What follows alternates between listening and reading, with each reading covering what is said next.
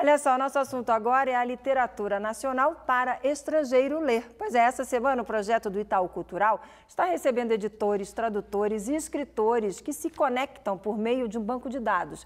E isso pode abrir portas para uma carreira internacional para jovens autores e para livros que têm espaço garantido aqui no mercado nacional, mas não são conhecidos em livrarias de outros países. Uma das tradutoras desse mercado veio do Japão para participar do encontro. Eu conversei hoje com a Chika Takeda, que por sorte, graças a Deus, fala um português de dar inveja.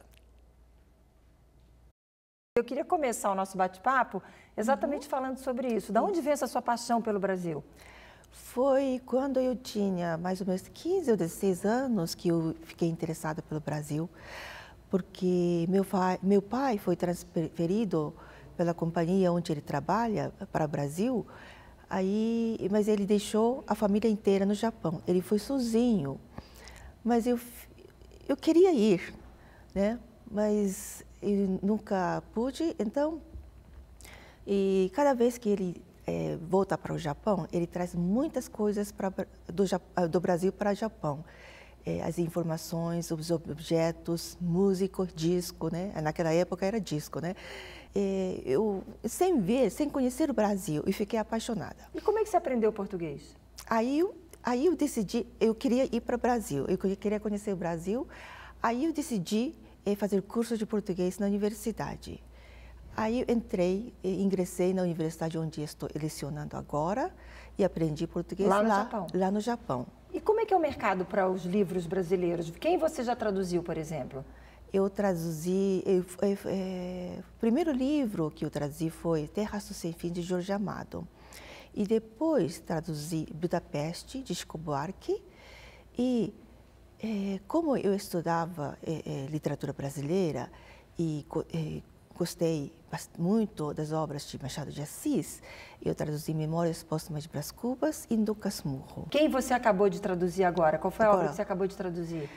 Acabei de traduzir Órfão de Eldorado, de Milton Ratum, e Joias da Família, de Zulmira Ribeiro Tavares, porque agora, finalmente, consegui inaugurar uma coleção de literatura brasileira. E agora vão sair mais 4 livros, mas não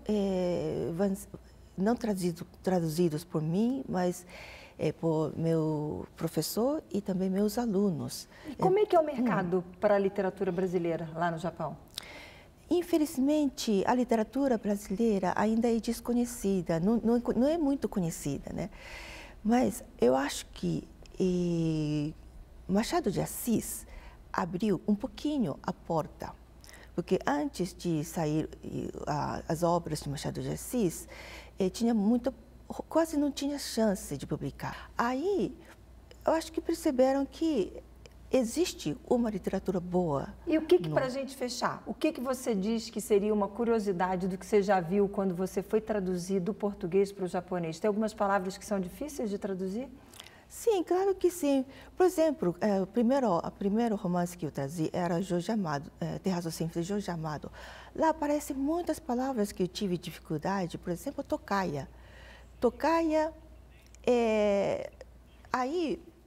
porque tocaia já vem muito contexto cultural de nordestina. Então, não existe no Japão essa tocaia, né? Eu podia usar algo de espera que acontece entre guerreiros de samurai, mas aí fica diferente, né? Sim. Acontece bem diferente. Então, eu tive que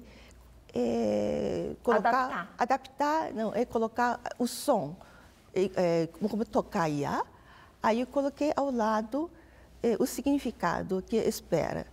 Ao lado da palavra. Olha, que boa estratégia. Bacana. Saudade, por exemplo, é fácil de traduzir? A saudade é difícil, né? Porque é um termo muito nosso, né? E sertão é difícil também. Sertão acho que quase é impossível de traduzir, né? Mas mesmo as palavras normais, como interesse, por exemplo, interesse e campo semântico das palavras portuguesas, de português, e palavras de japonês é diferente. Então, interesse abrange muitos significados. Interesse que, por exemplo, você tem interesse pelo cinema. Então, isso não tem nada a ver com o lucro, né? Mas quando você usa interesse para algum negócio, já, o significado muda. Sim. Então, para esses dois interesses, nós usamos palavras diferentes. Para dar o sentido correto de cada uma dessas palavras. Isso. Olha que bacana. Mas quando um escritor brasileiro se usar uma palavra interesse com dois sentidos ao mesmo tempo, é intraduzível. Fica mais difícil. Muito difícil.